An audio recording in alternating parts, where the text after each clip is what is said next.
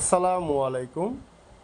Hello viewers, আমার YouTube channel NIN স্বপ্নের Italian ভাষা শিখুন।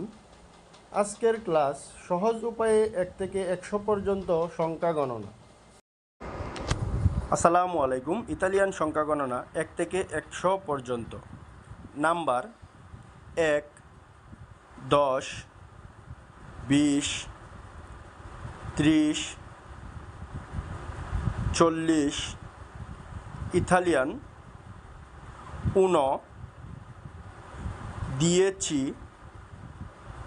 20, 30, 40। বাংলা উচ্চারণ 1, 10, 10, 20, 20, 30, 30, 40, 40।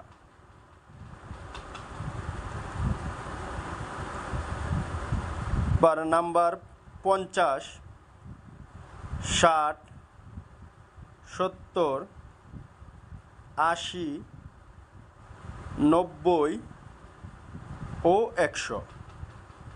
ইতালিয়ান 50, 50, 60, 60, 70, 70, 80, 80, 90, 90, 100, 100।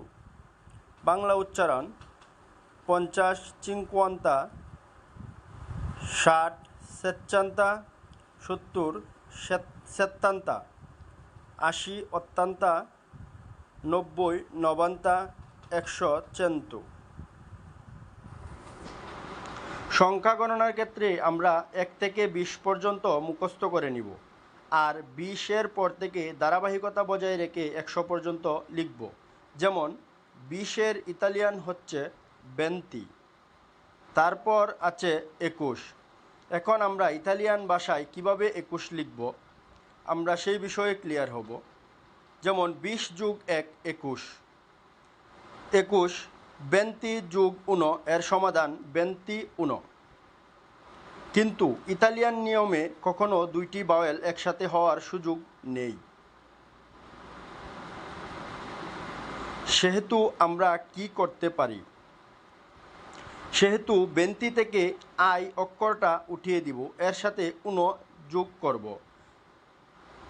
আই এবং ইউ দুইটি ভাওয়েল একসাথে দেওয়া যাবে না, সেহেতু আই উঠিয়ে নিলাম। তাই রেজাল্ট হবে 20 যোগ 1 ইকুয়াল টু 21। তারপর আবার আমরা 22 লিখব। সেক্ষেত্রে আমরা সরাসরি লিখব 20 যোগ 2 ইকুয়াল টু 22। যেহেতু এখানে দুটি ভাওয়েল একসাথে হওয়ার সুযোগ নাই, সেহেতু সরাসরি 22।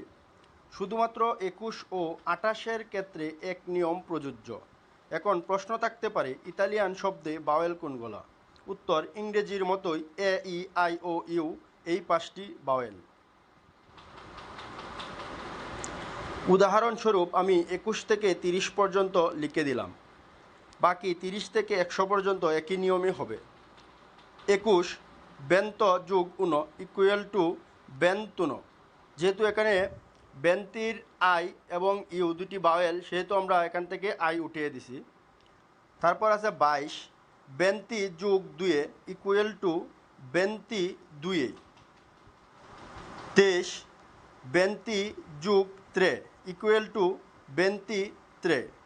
এখানে ভাওয়েল একসাথে হওয়ার সুযোগ নাই, তাই সরাসরি প্রয়োগ হবে। তারপর আছে 24 20 যোগ 4 ইকুয়াল টু 24। 25 20 যোগ 5 ইকুয়াল টু 25।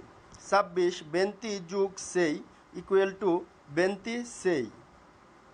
তারপর আছে 27 20 যোগ 7 ইকুয়াল টু 27। তারপর 28 20 যোগ 8, কিন্তু এখানে 20-র আই এবং ও দুটি ভাওয়েল, সেহেতু এখানে আই আমরা উঠাই দেব। 20 যোগ 8 ইকুয়াল টু 20। সো 21 এবং 28-এর নিয়ম কিন্তু একই।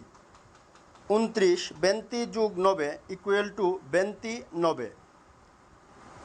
30 30।